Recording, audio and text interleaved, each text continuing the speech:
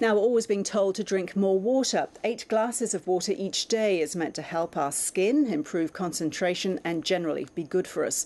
But now a doctor in the UK has published an opinion piece in one of the world's most respected medical journals saying that dehydration worries are a myth and bottled water companies are the only ones to really benefit from the 8 glasses a day mantra. Dr. Brian Morton is the chair of the General Practice Council at the Australian Medical Association. I think the principle really is to maintain good hydration, and so whether it's 6 or 8 a day, we're looking at, at least a litre of fluid, but not necessarily water. Anything you like, really, so long as it's not alcohol. But we get a lot of fluid and hydration through our food already, don't we?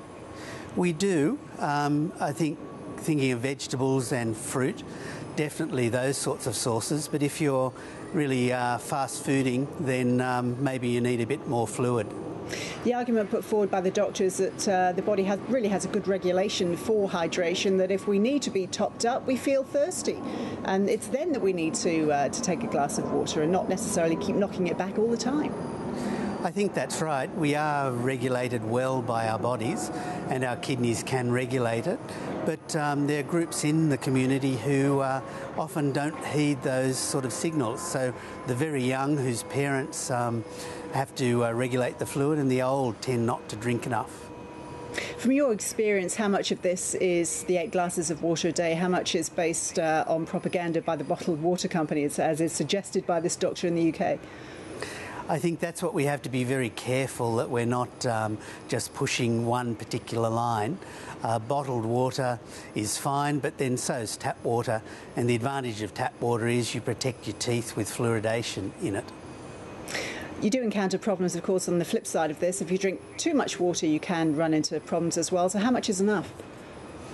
I tell my patients somewhere from 1 to 1.5 litres, depending on the time of the year.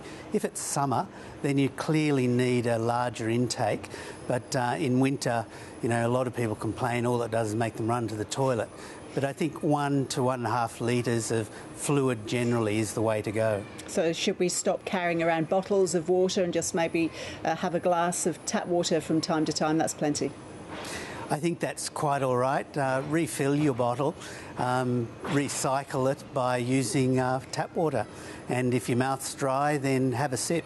But maybe that's why we're drinking so much, or the recommendations are keep our breath fresh and our mouth moist. Dr. Brian Morton, thank you. My pleasure.